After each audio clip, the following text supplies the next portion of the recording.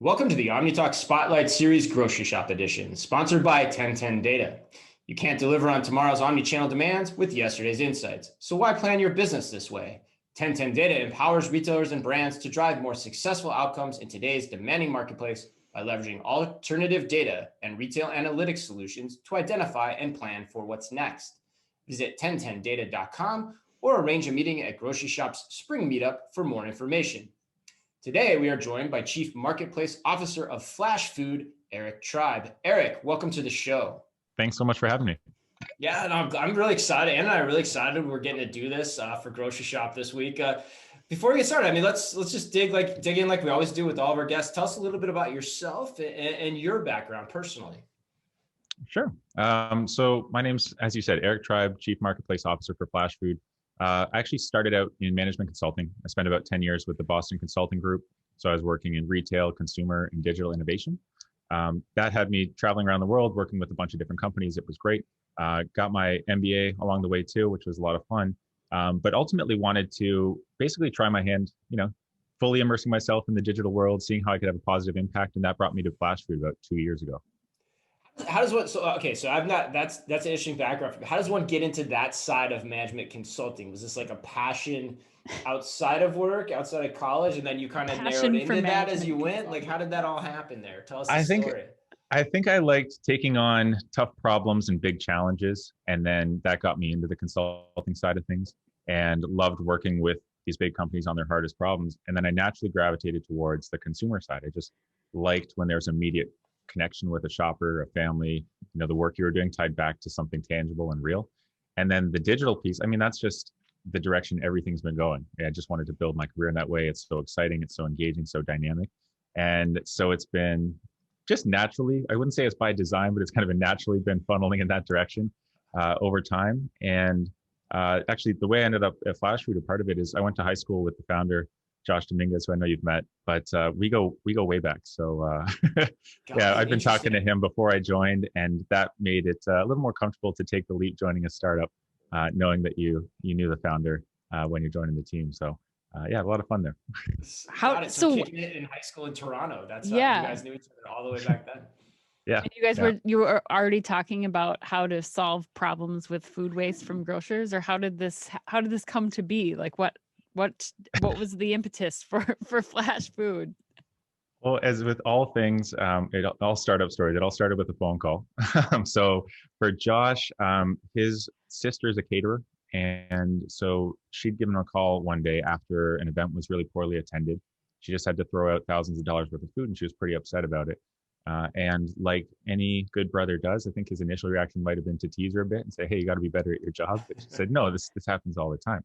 And this was back, I want to say 2016, when food waste was not quite as well known as it's becoming today, which is a great thing, by the way.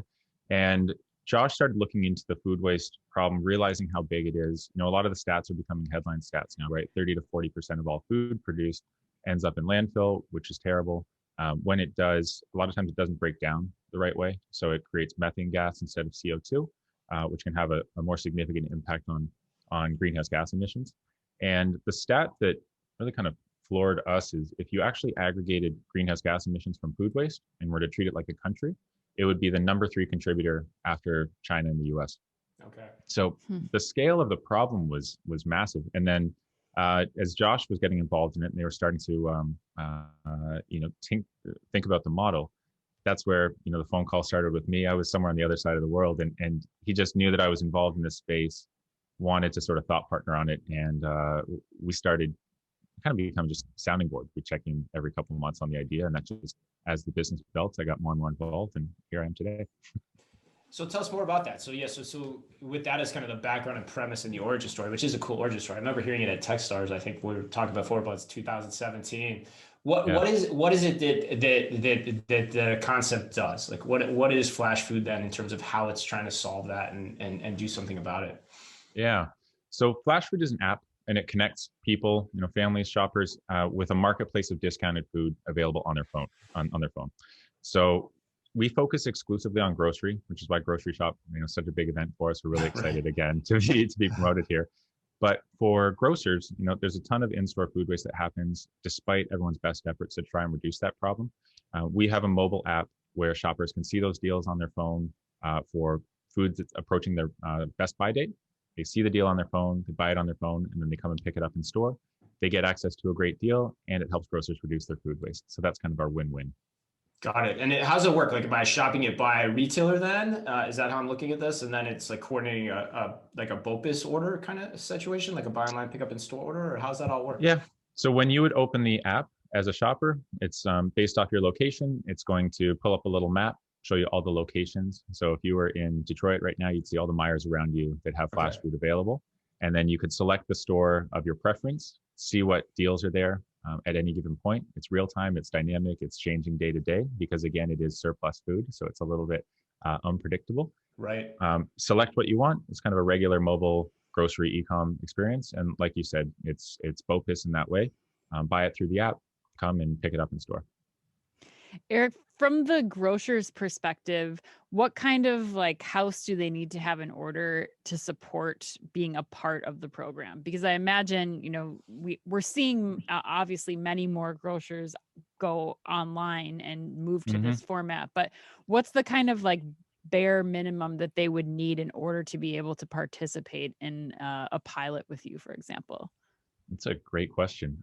We keep it incredibly simple. So I'm going to start by saying we don't integrate with POS. We don't need to integrate with their inventory management system. We steer clear of integrations, out of the gate, because when you're a small startup, you need to be easy to work with. So we've been able to really streamline the model, also just because we've only worked in grocery, to integrate with their existing operations, their capabilities, and effectively, and to answer your question, we get a data dump in any format of what the product and price data is. We ingest all of that so that it's really simple and easy to use on their side. And for grocers, they'll scan the UPCs for deals that are available. We pre-populate it and push the deals out live. So it's really a bit of data that we look for. And then depending on what handheld devices the grocers are using, we work with Android, iOS, so kind of Bluebird, Zebra, all of that. It's pretty much all it takes to get going. And then the physical setup in store is typically a double door cooler and a shelving rack.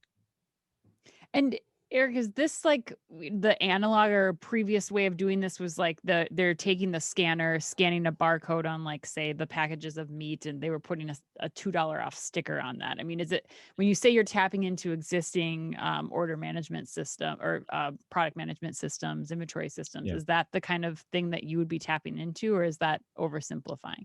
When I was referencing that, it's a bit around how we integrate with the existing labor processes today. So the way that stores are set up to go through and cull and identify this surplus product, every grocer, I'll take a meat department, they're going around, they're making sure everything looks good, everything's up to code all the time. And so we're integrating with that. And it's just really an extra tool in the toolbox for grocers, where we'll just give an example. I actually love the 4th of July kind of example. So you're gearing up for barbecue season. Everything's been ordered. Your meat section has a ton of inventory available, and then unfortunately you get hit with bad weather. Lots of rain that weekend. You're likely to have surplus meat, and traditionally, like I was saying, like it would be markdown programs would be your only avenue, and you're looking to sell that kind of within a fixed window. Let's say Tuesday to Thursday when traffic could be down, and that's a challenge for grocers. So we're one extra tool where you might say 60% of this, we know we're going to sell through our existing markdown program, but 40% of it, we're going to scan it onto Flashfood and drive in new traffic, drive in new shoppers, and have it as one extra tool to help respond to some of the volatility in grocery. Interesting. If you're not integrated with this, I'm curious too, like because that's fascinating. If you guys can do that and you're not integrated with the systems, how do you like ensure the customer satisfaction on the backside of that, where you're placing an order, you have to have the inventory integrity to make sure that it's there, when they come and do that transaction? Yeah, so we manage everything that gets scanned into our platform in a real-time platform, which the grocer will have access to in store. And then there will be a device near customer service pickup, and basically an attendant will see, let's say, Ann, that you were to come in, your items would be there. Say, Ann, here for Flashfood pickup, tap the name, you'll see the items, mark as picked up.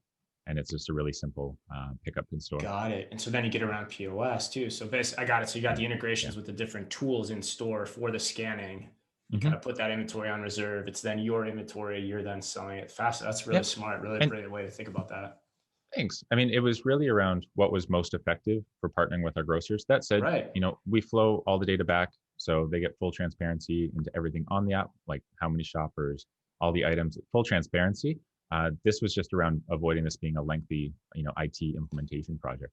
Got it. Is that the value then too? Because one of the questions I've always had too is, so that actually would, yeah, I could see the value there too of, okay, it all comes through the Flashfood app. It's really simple, really straightforward. I get it stood up easily versus like me trying to be a grocer, figuring out how to do this all by myself. That's really the inherent value then of going through this platform in that way. Am I thinking about that correctly? I think there's a number of pieces where we look to drive value.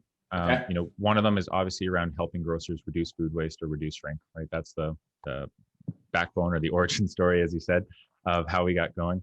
Right. We find we're able to do it in a way that improves grocers' financials as well, which is really beneficial. Huge. And yeah, it's a big piece. And then there's a couple things around it where one is, as you mentioned, there's a lot of big priorities, obviously, as you guys know as well, or better than anybody, around where you're going to prioritize your technology projects as a grocer. So especially with last year, that's a really good if you're going through e-commerce and you're going through curbside click and collect, you're working on big major initiatives, right? That tackling the last shelf life of a bit of surplus food, it's a tough one to prioritize with such big things happening right now. And that's where I think we're a great partner to come in, turn this on quickly, help drive significant benefits in your store that then you can use to reinvest or do whatever you please as well on that side.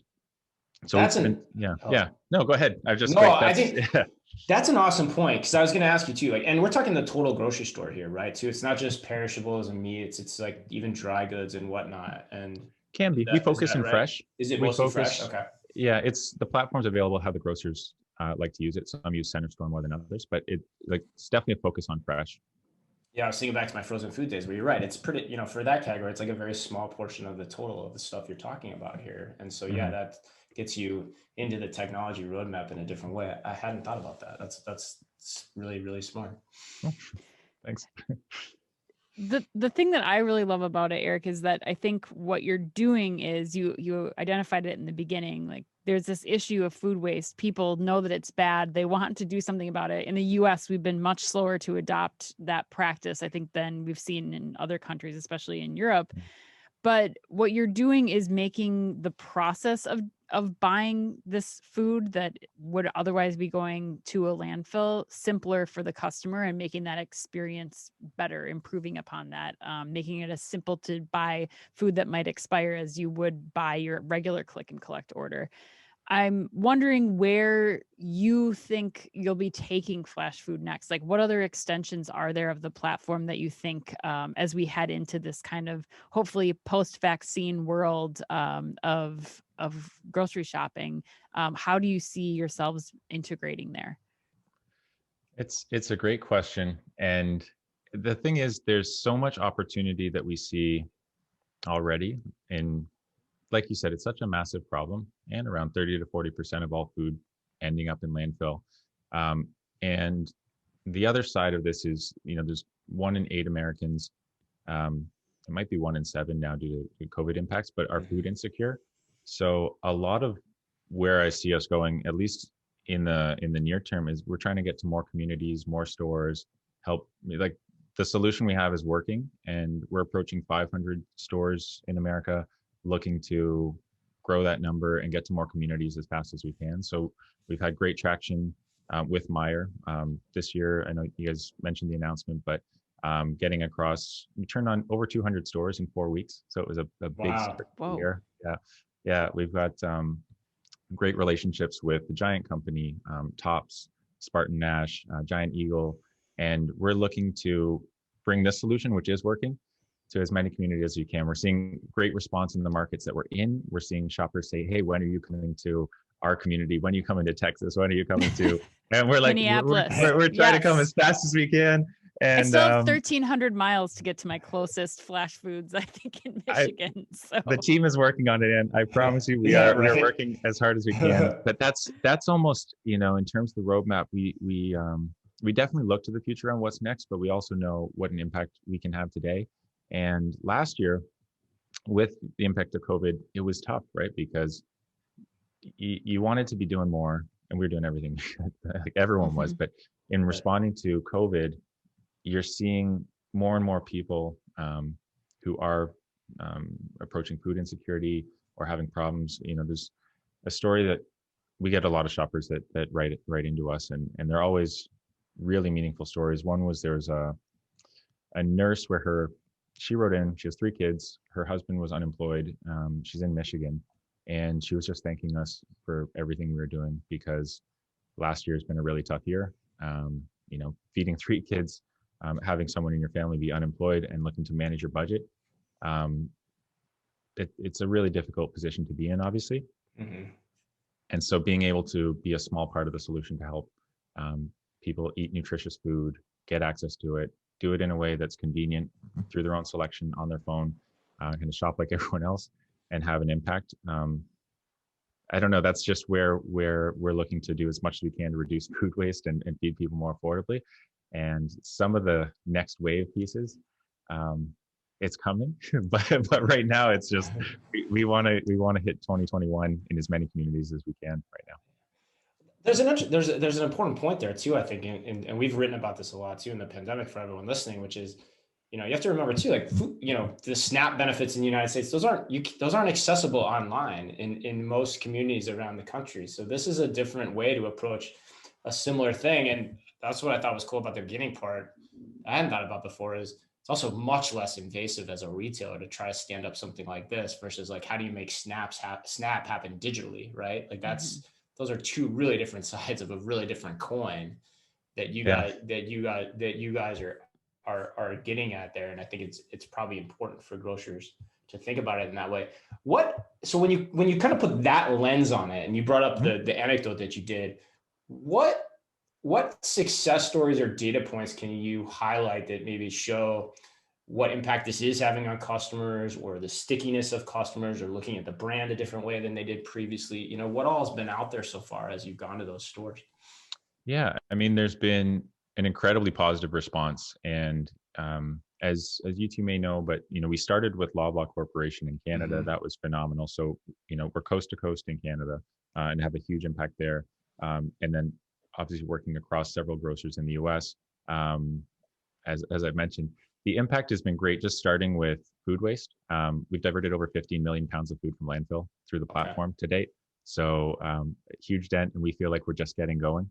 But for grocers, that translates to significant financial lift.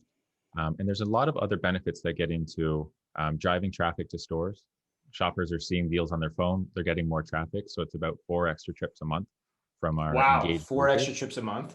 Yeah, because if you can imagine, the story I just told about the mother, there's a different behavior when you know that you've procured the deal and it's waiting for you, versus saying, I'm just going to stop in and browse and see what might be available. So especially for people who are time starved right now, and if you've got 3 kids, I imagine you're probably very selective in how you spend your time. And clearance food is haphazard, right? You wouldn't know what's going to be in there every time. There's no way to bet on anything. Yeah. Very So unproductive. we're finding extra trips. We're actually finding that there's just a strong pull with Flashfood. So 40% of our shoppers are new to a banner because it has Flashfood effectively. So we're shifting behaviors, which is great for our partners, where they're finding that we do shopper insights work. And, families are telling us, we heard about Flashfood. We didn't normally shop at this grocer, but we decided to check it out and have brought us over there, which is really meaningful. There's a lot of pieces around basket building. So, where people get that deal, like you're saying, clearance can be haphazard. This gives people a chance to get in the store. And about 3/4 of shoppers, while they're in there, let's say you get a good deal on ground beef through Flashfood. So you're going in, you're like, well, what am I going to have for dinner? So you buy your salad kit, you buy your pasta, your sauce, you check out, and then you grab your ground beef on the way out. It's just a simple way to get access to the deals, but make it all really convenient. And yeah, so those are some of the impacts on the grocery side. For shoppers, not to talk too much, but the obvious one is the savings. So we get some power users, and we look at these stats. There's people who are saving. I just looked at one this morning. There's a woman who saved $1,400 through Flashfood. Oh my God. Yeah. Yeah, this idea, like we get people who almost like people wake up and are addicted to checking Instagram. They're waking up and they're checking flash food deals in the morning, and This when they're has gone, like a Bravo I could see TV that. show written all over it. Yeah, this I could is totally like see myself not doing about that, like ribeyes yeah, or thing. Like you get yeah. really great deals. Yeah, for sure. yeah. So the savings piece is huge. I don't know what the Bravo show would be, but we could It's like Storage Wars, but for flash food. It's fine. Flash We'll, food, we'll, we'll flash food. concept that in Desperate another. barbecuers of Minneapolis. I don't know. Oh, it's obviously great on the saving side, and then there's some other benefits too. Where honestly, one of my favorite stats is that 84% of our users have self-reported that they've been able to eat more fresh food in the last 2 weeks because of flash food. So you'll get stories of people who say like, "Thank you, you're helping me feed my kids more fresh food," or like in some cases, it can be more extreme cases. Instead of giving them half a cup of orange juice at breakfast, they get a full cup. Like little things that surprise and delight. I still remember a story from Christmas, but just a parent who said that he took the savings from flash food, and I don't know. I hope there's no kids listening, but he used it for stockings, candy for his stockings, and just to help Santa out. But little extra candy just with the savings. And so some of the impacts we talked about, food waste, it's a huge problem, food, like the big problems, but then what it can mean to one family, one shopper, one kid, it's really meaningful. And the nutrition and the health outcomes part of it is just, it's really meaningful for folks. Yeah. One group that I really hope is paying attention to this at grocery shop right now is the regional grocery chains. And you'll have to tell us a little bit about, how small of a business you can go into right now, Eric, or what your roadmap looks like. But I think one thing that your stories are reminding me of is, the one defensible thing for these regional grocers is that they are the lifeblood and heart of their communities. And so to be able to provide something like a flash food and have such a strong impact environmentally, sustainably, but then also just feeding people, helping with food insecurity. I think that's such a huge thing that they could do to really have an impact. But tell us a little bit about, what kind of partners you can work with and kind of the scale there. I know you talked about Meijer and Giant Eagle and Loblaw, some of the other larger ones, but who can you work with? Yeah, I mean, overall, our mission, as I mentioned, it's reducing food waste and feed people more affordably, and we're really committed to working with grocers that are aligned with that. And it's exactly what you mentioned. And it's if there's a commitment to sustainability, there's a commitment to their communities, and they're willing to innovate and focus digitally. And we can help with that. We like to make it as like really easy. We want to solve this problem collaboratively with kind of everyone who wants to show up to the table. So we've focused on, and some of our initial partners really have been the larger chains or the regionals in terms of where we've been going. It's a great way to have a huge impact really quickly. Like I said, Meijer moving at the speed where they can turn on 250 stores basically in 4 weeks. That's amazing. Yeah, that's and insane. Yeah, it's really quick. And so there has been a focus on some of the regional chains and some of the bigger players because it allows us to have a big impact. But our vision is to have as big an impact as we can. So we want to talk to everyone and see how we can solve this problem together, or at least be our part of solving the problem because it's such a big one. Yeah. Well, not only is 200 stores fast, it also shows you how important they think this is too. I think for all those listening too, that there's a reason to do it that fast, which I think is important, which I'll probably, say in the close too. But well, Eric, really interesting discussion. I did not expect the operational dynamics that you guys that we talked about in this as we were, thinking about the conversation we'd have here, as well as just all the, the ancillary benefits and things we talked about within just the scope of COVID and, food insecurity and things of that nature. If people are interested in learning more, like maybe they're at grocery shop, connecting with people virtually, or maybe they're listening to this, a couple weeks after, which is, also probably pretty likely. How should they get in touch with you? What's the best way for them to learn more information? Best way to learn more, it's www.flashfood.com. Very simple. But looking for more information there, there's also an email link to reach out and you'll get in touch with myself or someone on the team, and we'll be happy to have conversations and partner there. But really, really appreciate it. Thanks for having me, and thank you for the time. It's been fun. Yeah, man. Hopefully we'll do it again. It'd be our pleasure, especially as you continue to roll out here. But for everyone listening again, Chief Marketplace Officer of Flashfood, Eric Tribe. An important conversation today. I mean, I think, when you look at the landscape of grocers, especially the regional grocers, they are the communities they serve. That's who they are. That is their point of differentiation against, a lot of the coming players in this space. And I think it's something to keep in mind. And this is a technology here where you really see the synergies in terms of what digital can do from an omni-channel perspective, which is the core of the types of content we try to bring you here on Omni Talk each and every week. So again, Eric, thank you so much. To everyone listening, as always, be careful out there.